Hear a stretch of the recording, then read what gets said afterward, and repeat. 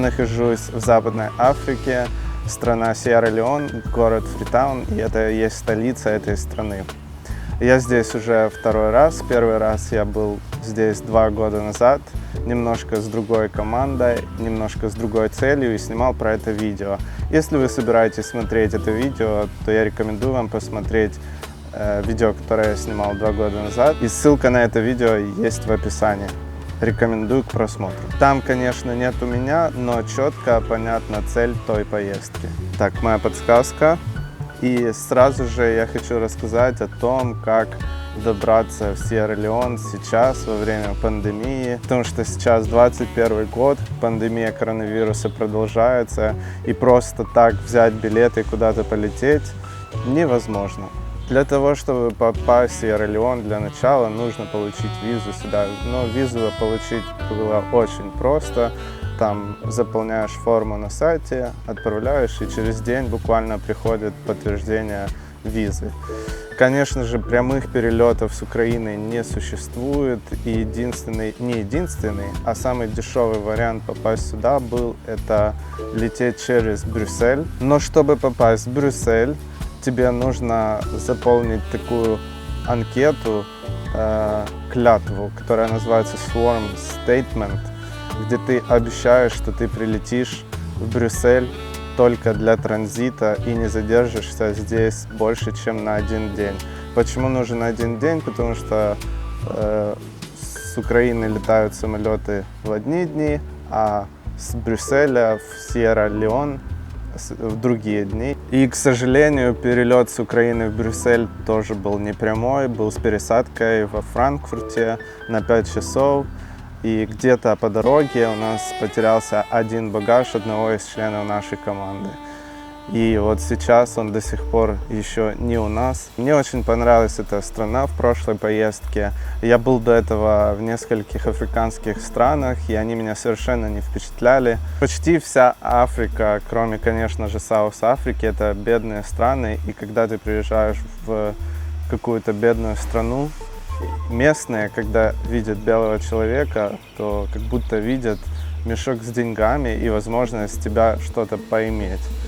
В этой стране это тоже присутствует, конечно же, потому что эта страна тоже бедная, но как-то в какой-то неагрессивной форме. И, как по мне, местные кажутся более приветливыми и дружелюбными. Ну и огромный плюс именно страны Сьерра-Леон – это красивые пляжи. По какой-то из легенд я слышал, что здесь снимали рекламу Bounty. Насколько это правда, я не нашел инфы в интернете. Также здесь очень много гор и холмов, которые все такие в джунглях, покрытые зеленью. Все эти пейзажи просто завораживают, особенно когда у тебя есть такой большой контраст, и ты приехал с Украины в марте, когда все там очень тает, серое, некрасивое, и здесь все такое зеленое и красочное, и просто очень сильно радует глаз. Но реальность местных в этой стране другая. Большинство населения здесь живет очень бедно. Мы бывали в прошлой поездке в бедных районах или трущобах, где дома построены из чего попало. Из профнастила или листа железа, который прикручен к палкам, или еще хуже, просто из грязи. И они настроены как попало, и один дом переходит в другой, и так живут огромными семьями. Работы, как говорят местные, очень мало.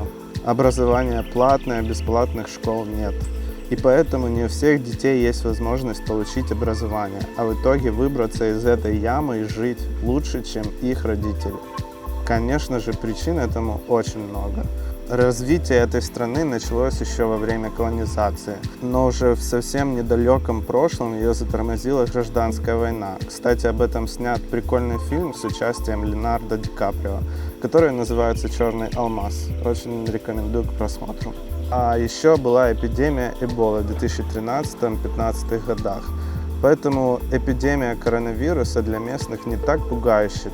Во время Эболы у них также был карантин, и школы, учреждения, все было закрыто. И статистика Эболы была гораздо больше, чем сейчас статистика коронавируса. Вот, к примеру, наведу цифры. Во время Эболы было около 14 тысяч зараженных и 3 тысячи умерших. А сейчас, во время коронавируса, всего лишь 3000 зараженных и 72 умерших. Это очень мало. В стране нету экспорта, и все товары импортируются. В общем, это кратко все, что я могу сказать про эту страну. Дальше я буду показывать, что мы будем здесь делать. А прямо сейчас я отправляюсь на пляж купаться в Атлантическом океане.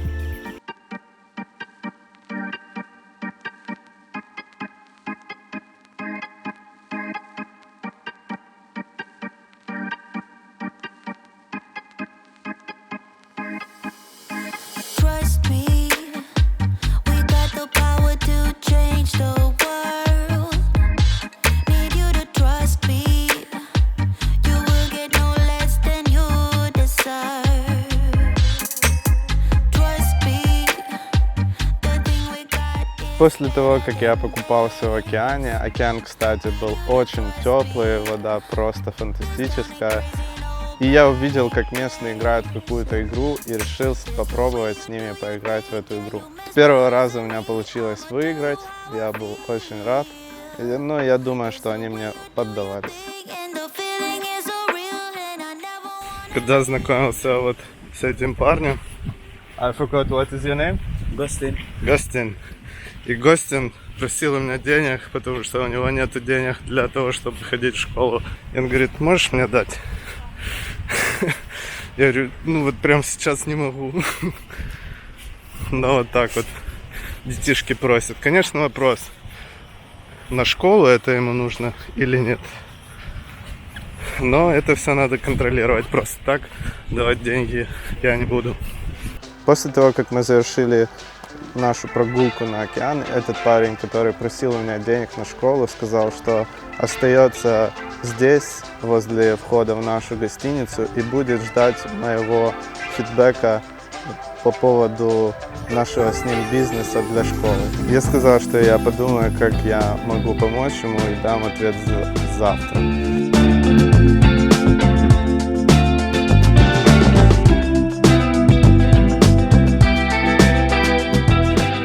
Хочу провести рум-тур или рассказать про место, в котором мы остановились. Это такой отель или гестхаус с названием King's View. И вид тут действительно королевский.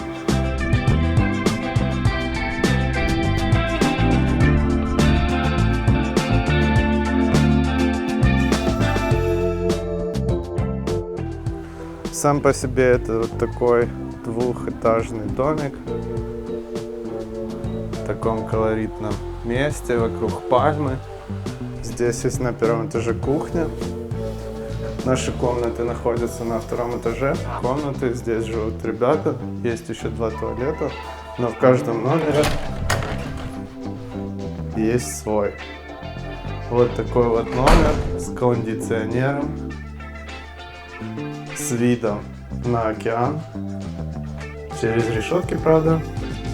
Туалет с зеленой лампой. Еще как мы заселились, я вчера такой захожу в туалет, света нет и вокруг стекло. Стоимость такого номера $65 за сутки. Но можно найти хозяина через Facebook и попробовать договориться подешевле, как мы и сделали. 3 номера нам обошлось за $120 в сутки. В принципе нормально, но вообще мне кажется, здесь очень дорого, потому что номера старые, все такое немножечко ветхое. Ну и то, что я когда заселился в номер, в туалете меня ждала разбитая лампочка, и осколки были по всему туалету, то как бы это не очень классно.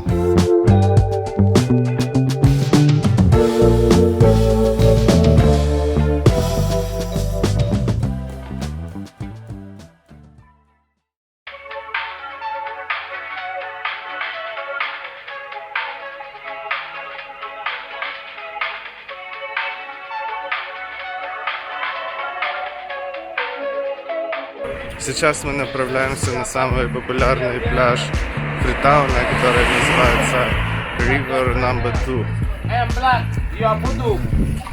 2. Вот так.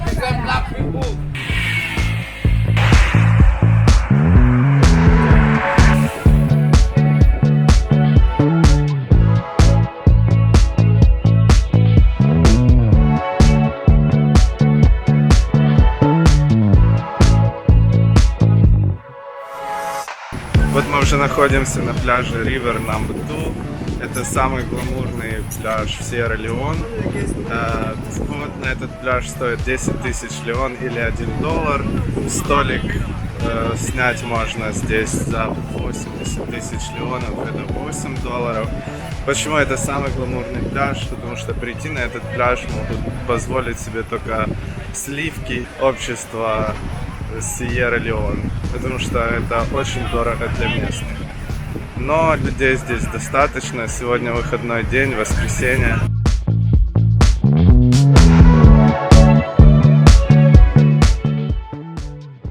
Пляж действительно очень красивый и под разным светом обретает разные цвета. Тут можно увидеть много белых в компании местных. Из развлечений можно взять серф-доску и попробовать посерфить. Можно просто купаться или чилить на берегу. Еда неплохая, можно заказать рыбу, курицу или креветки с рисом или картошкой на выбор. К вечеру пляж полностью заполняется людьми, кто-то просто сидит, выпивает в компании, кто-то постоянно фотографируется, кто-то танцует, кто-то играет с детьми. И тут я даже увидел ребят, которые, я так думаю, записывали клип на какой-то хип-хоп.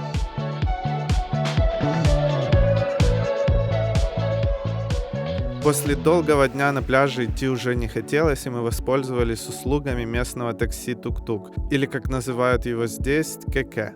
Стоимость поездки составила 30 центов, но и проехали мы немного, может пару километров. По приходу с пляжа River Number 2 меня возле гостиницы ждал парень Гостин, которому я вчера пообещал, что подумаю о том, как я могу помочь ему оплатить его школу. Я думал об этом, если честно, и у меня есть одна идея. Завтра мы будем встречаться с одним парнем, с которым мы знакомы с прошлой поездки. Его зовут Ворон, и это парень, которому я реально могу доверять, который может проконтролировать деньги, которые я дам для Гостина, для его обучения в школе. Я реально хочу помочь этому парню Гостину. Стоимость обучения стоит всего лишь 1 миллион леонов, это $100 за целый год обучения. Посмотрим, получится у меня это или нет.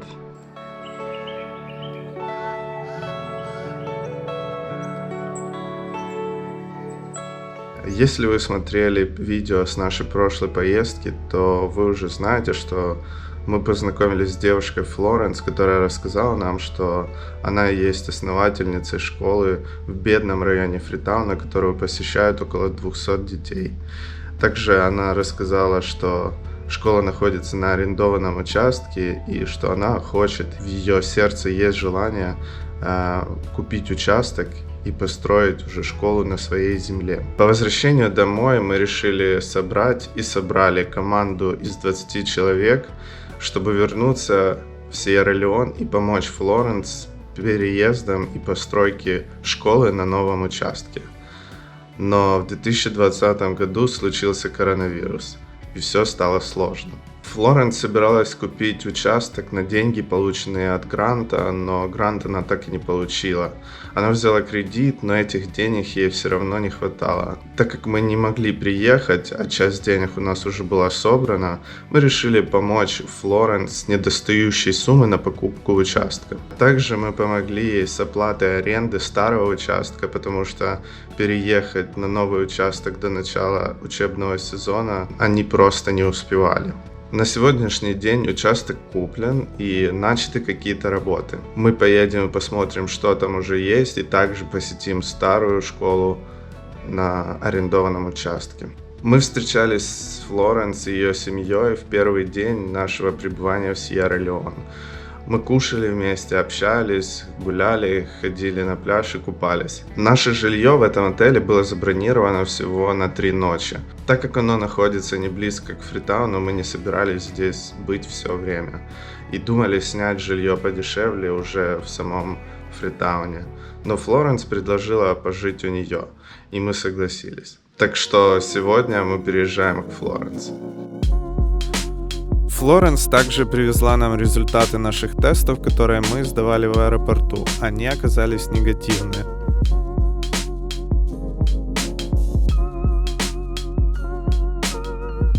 И перед тем, как переехать на новое место, мы решили заехать на новый участок школы, так как это было по пути.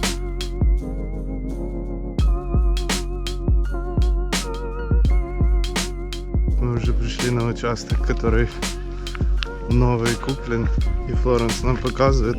И он находится прямо на горе и все время под склоном. Честно говоря, сложно представить сейчас, как тут что-то можно построить. Тут очень много камней, кустов, но где-то там уже есть фундамент.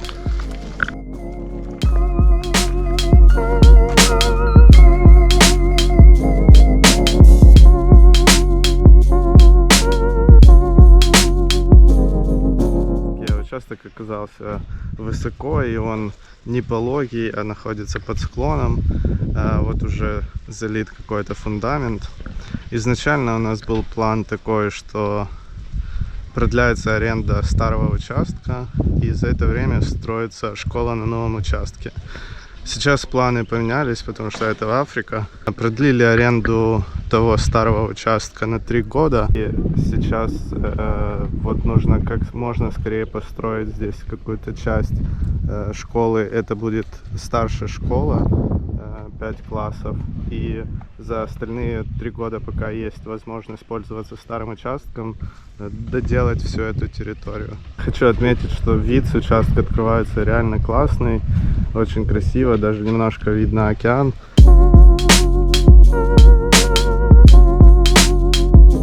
Местность, где находится школа, она очень каменистая, и большинство людей занимаются здесь, точнее зарабатывают деньги здесь тем, что просто дробят камни вручную на мелкий щебень. Этим занимаются дети, женщины, в общем все, кто может дробить камни. Вот тут живут люди, и вокруг горы щебня, которые они передробили. Вот можно увидеть, женщина дробит камни, складывает их. Хай!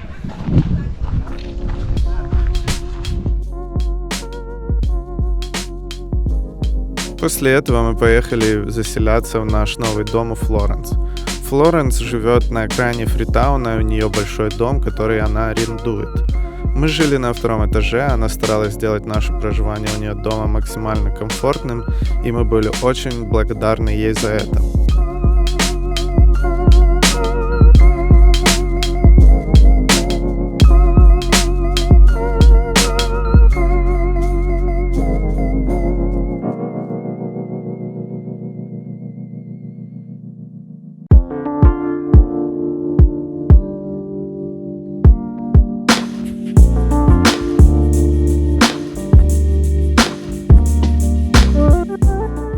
Сейчас мы находимся в таком туристическом районе Фритауна, а именно на набережной, которая называется Абадин-Бич. Здесь можно увидеть много белых, дорогих машин, и здесь мы встречаемся с Лореном. Это парень, который был нашим водителем в прошлой поездке. Мы остались с ним в хороших отношениях. И это тот парень, который может быть посредником в наших отношениях с Гостином.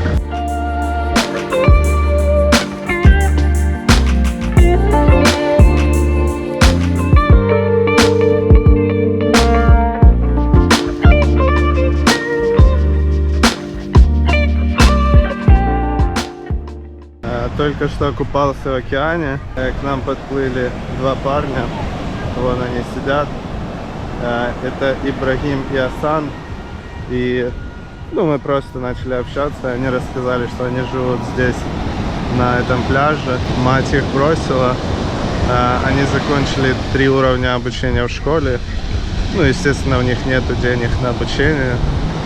Я также спрашивал, помогает ли государство им. Они сказали, что есть какое-то место, оно называется там какая-то школа, и что они могут туда прийти, им могут дать там еду, но после этого отправляют их обратно на улицу, и они предоставлены только себе. На вид парням может лет по 14-15.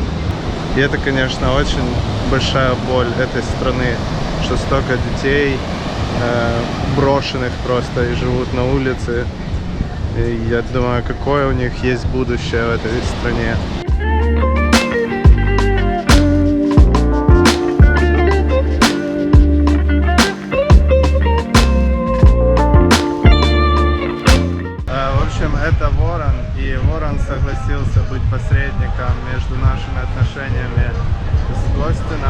Я даю ворону $100. Вот прямо сейчас мне дают в кармане, вот $100. Это для Гостина на обучение. План такой, я оплачиваю 4 месяца, которые остались учебы до каникул, и посмотрим результаты учебы Гостина, и дальше будем принимать решение. Thank you very much. Yeah, thank you. May God provide more. May God guide and protect you. On behalf of my Sierra Leonean brother, we appreciate. God bless you guys. May God create more opportunity for you so you can help more people. Thank you very much. Thank you.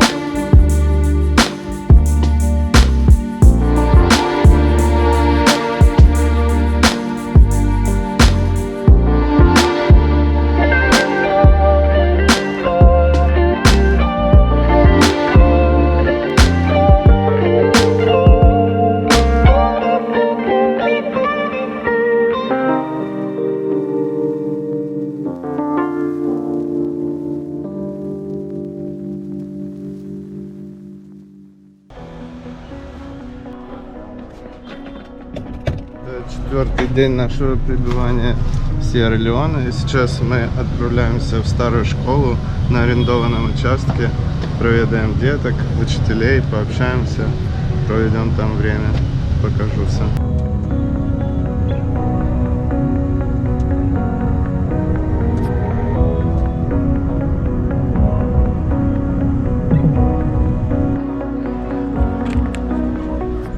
Вот мы уже стоим возле дверей школы. Вот это вот все школа.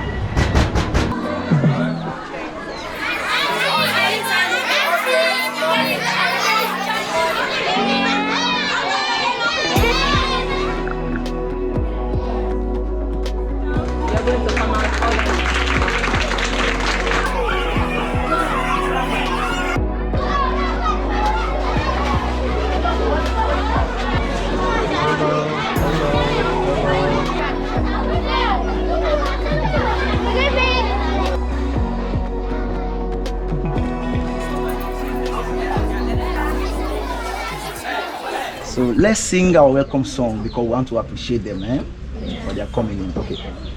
Let's go. 1, 2, 3, go.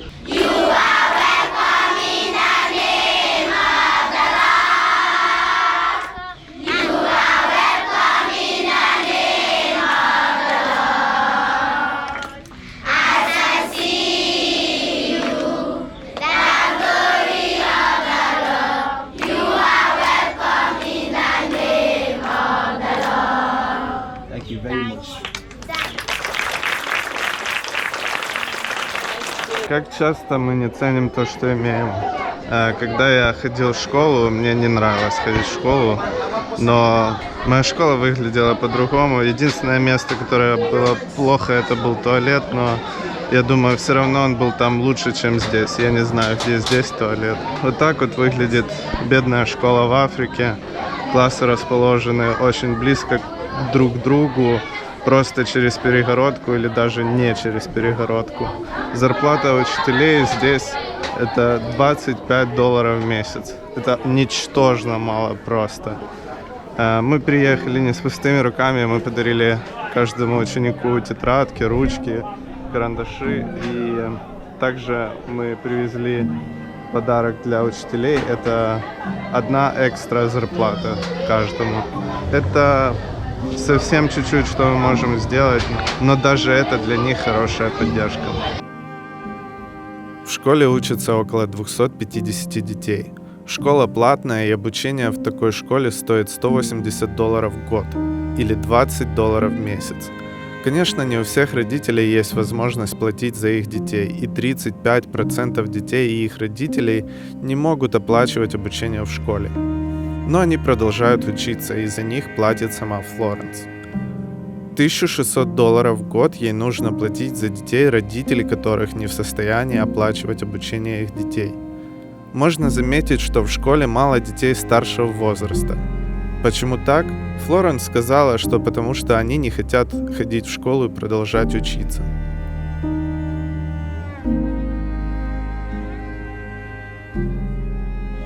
Сейчас я покажу место, где вот в скором времени планируется новый класс. Вот тут скоро будет еще один класс.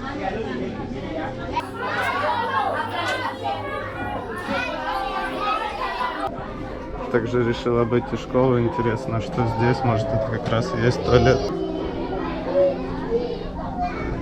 Да, это туалет. Такая маленькая дырочка в полу. Это ж туда еще надо прицелиться хорошо. Но знаете что, я скажу, даже здесь это просто отдельная кабинка. У меня же в школе это была просто большая комната с 3 или нет, с 4 дырками в туалете, даже без перегородок. Я ни разу в школе не ходил в туалет по-большому. Это просто боль, боль моего детства. Надеюсь, там уже все по-другому.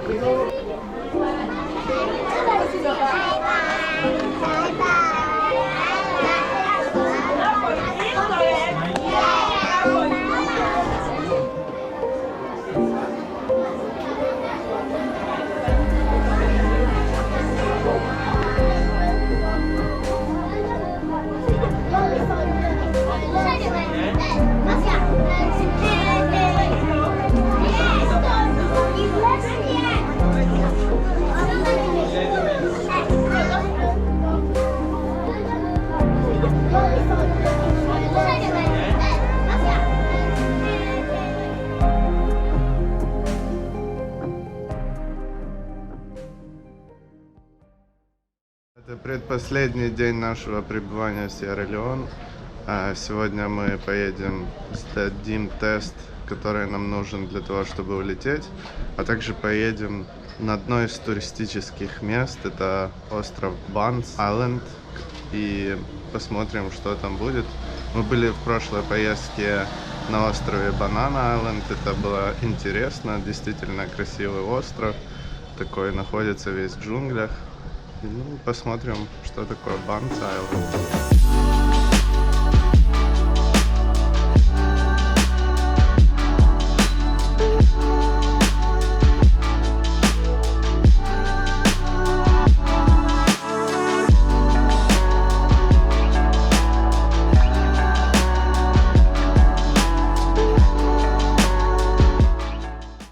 Сделали тест.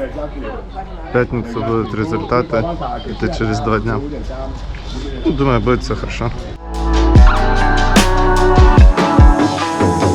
Только что звонил Ворон, и есть апдейты по Костину. Это парень, который просил меня денег на обучение. В общем, он встретился с ним и с его теткой. Естественно, они сразу просили просто отдать ему деньги, и они сами разберутся, как платить за школу.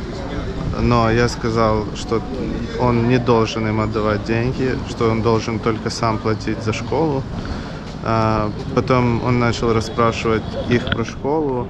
Оказалось, что школа находится не близко к району, где они живут, и что она дорогая. То есть это не государственная школа, это приватная школа, и она стоит дороже, чем вот государственная.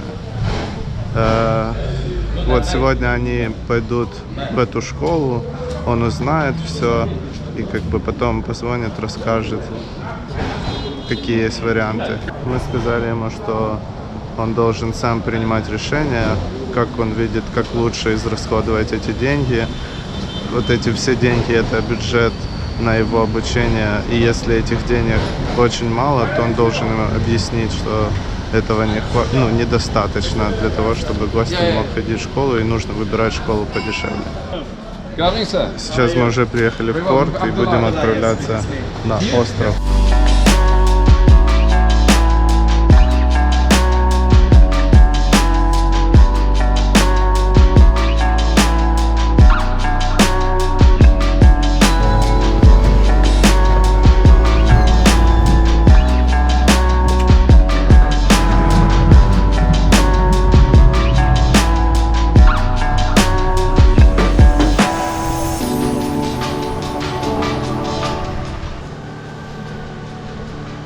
Дорога на остров приблизительно занимала 1 час, и мы могли полюбоваться Фритауном с другого ракурса. Также мы видели пару старых ржавых кораблей, которые, скорее всего, уже навечно здесь будут стоять.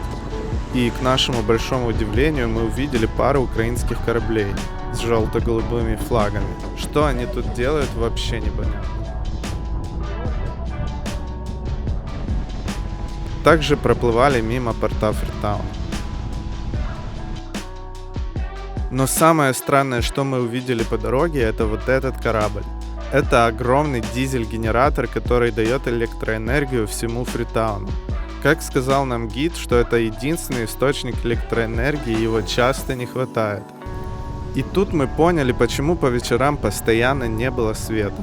А во всех отелях есть свои огромные генераторы, которые по ночам не дают спать. Да, это Африка. И вот в такие моменты непонятно, почему они решили не отремонтировать ГЭС, которая у них есть, но не в рабочем состоянии, а юзают вот этот корабль. Скорее всего, виной есть коррупция, и кто-то хорошо зарабатывает на этом.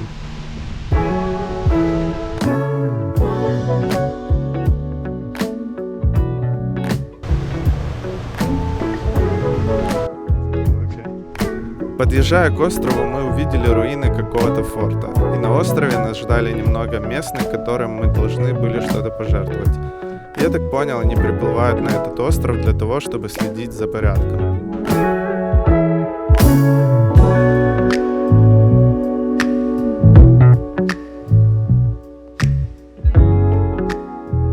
На самом острове никто не живет, и этот остров совсем не по фану. Как оказалось, что этот остров был центром работорговли в Западной Африке. И именно отсюда отправляли рабов в Америку и Европу. Еще в 1670 году сюда приплыли сначала португальцы, а потом британцы и построили здесь замок. Самое интересное, что каждый кирпичик и все материалы везли с Англии. Меня восхищает масштаб и мощь и то, как в 1700 году на кораблях с парусами везли через полмира стройматериалы для постройки такого замка. Замок был действительно огромный, и на этом острове висел английский флаг от 1700 до 1950 года. В нем было множество комнат. Вот, например, в этой делали отбор рабов и ставили тавро или клеймо. А вот тут был зал, где были женщины, которые ждали своей отправки в другие континенты. А вот эти пушки, которые служили для защиты, до сих пор остались нетронутыми. Но все же, кроме этих масштабов, этот остров принес очень много горя и смерти. Сюда свозили африканцев со всей Африки и проводили отбор, выбирали только здоровых. Много из них не доживали до транспортировки на другие континенты, и их тела скидывали в реку. Хотя всех белых хоронили на острове и по всем правилам, и на острове даже есть кладбище. Как рассказал нам гид, был один работорговец, который говорил, что он пакует рабов как книги. И, конечно, после такого путешествия много из них не выживали. Происходило это все под управлением королевы Анны, но когда к власти в Англии пришел король Георг, он остановил продажу рабов на острове и, мало того, еще и дал указание охранять территорию, чтобы другие не делали этого. Форт постоянно подвергался нападению других кораблей и постоянно перестраивался, пока его окончательно не разрушили китайцы. Сейчас правительство Сьерра-Леоне охраняет остров как историческое место, но в связи с пандемией мы были первые посетители за последние 3 месяца. И Флоренс, которая была с нами, никогда не была раньше и даже не знала про существование такого места недалеко от Фритауна. После насыщенной прогулки по острову и не совсем комфортной дороги обратно против волны, мы отправились покушать в местный ресторан с африканской едой. Мы заказали каждому по большому блюду, и это оказалась огромная тарелка, даже я бы сказал таз. Ребята заказали рыбные и куриные тарелки, а я решил поэкспериментировать и заказать местные козлятины. В следующий раз я не скоро буду так экспериментировать. Последний день нашего пребывания в Сьерра-Леоне мы решили провести на пляже, почилить. И мы приехали на этот гламурный пляж Сьерра-Леон, который называется River Nambutu. И, конечно, в будние дни он кардинально отличается. Просто пустой. Пусто, никого нету. Поэтому это как раз то, что нам нужно. Отдохнуть последний день перед долгим полетом. Также сегодня Флоренс нам обещала приготовить традиционный африканский ужин. Мы поужинаем, проведем вместе время напоследок. И будем собираться уже завтра в долгую дорогу.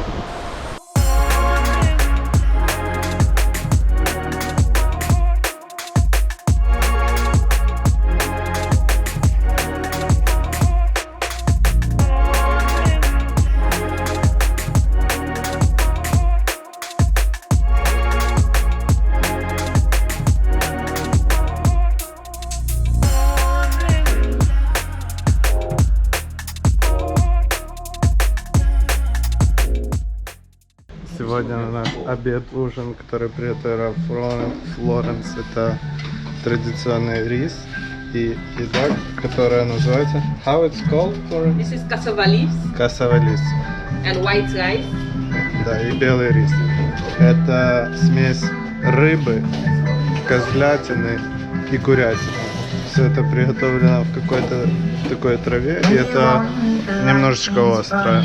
Курица, рыба. Это, похоже, лук, рис, бобы.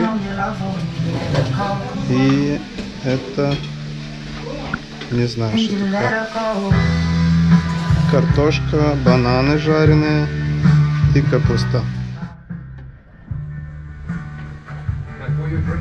Я уже набрал себе еды. Надеюсь, все съесть.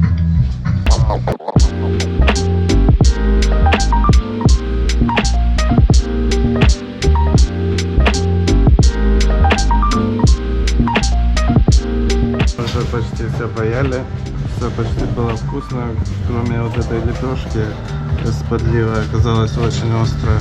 Я уже не могу, у меня горит просто все.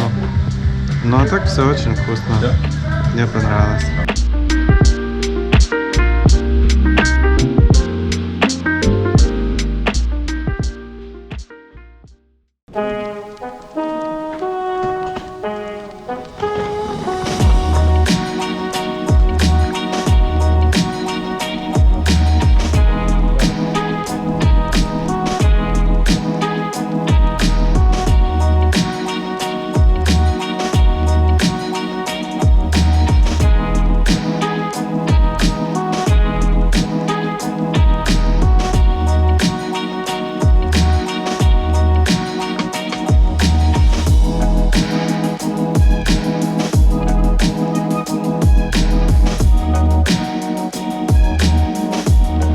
Не получилось у нас улететь сегодня из Фритауна. Нам не разрешили остаться в Брюсселе больше, чем на 24 часа. А у нас стыковочный рейс, там получается чуть-чуть больше. Но хорошо, нам поменяли билеты, и мы улетим завтра. Но сегодня еще будем ночевать где-то здесь. Сейчас ищем гостиницу. Конечно, тут очень дорого. Есть какая-то гостиница, я звонил, но там $135 за ночь. Это очень дорого. Другие варианты, говорят, хуже будут по условиям.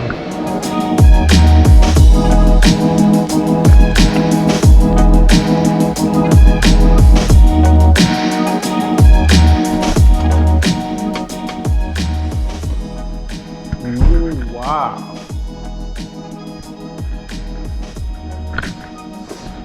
Заселились в такой отельчик за 100 баксов, но выхода нет. В принципе, это лучше, чем ночевать в холодном Брюсселе, в котором все закрыто и нечего делать.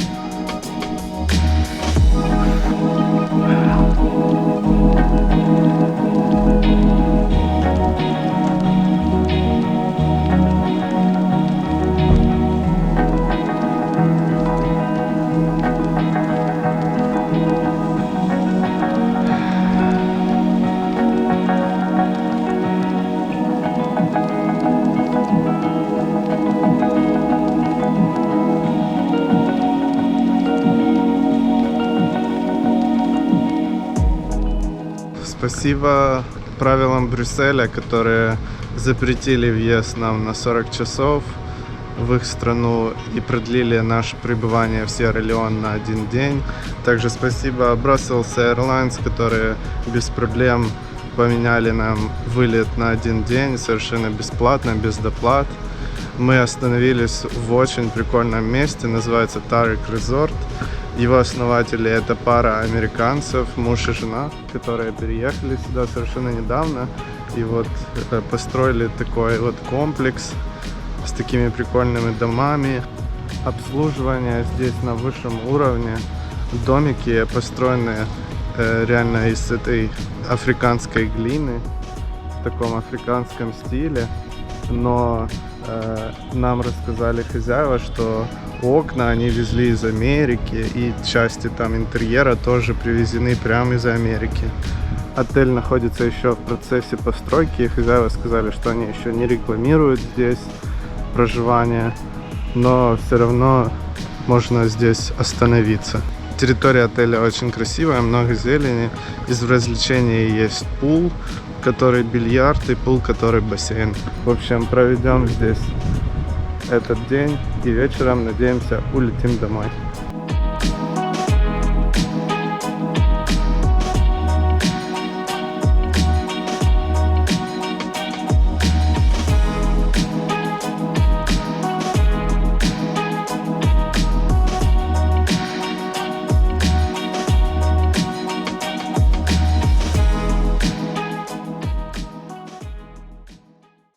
Со второго раза таки у нас удалось улететь из Африки, мы удачно добрались домой, и сейчас вот спустя уже почти 3 месяца я наконец-то могу подвести итоги и ответить на вопрос, который, возможно, возникал у вас постоянно: почему, зачем мы это все делали? Мы группа христиан, и вот через такие поездки мы пытаемся показать любовь Бога и то, что Ему не все равно, что происходит в их жизни, и попытаться повлиять на чью-то жизнь для того, чтобы изменить ее к лучшему. А остальные причины там жажда приключений, путешествий, отдыха, и классно, когда вот все эти причины можно соединить в одну.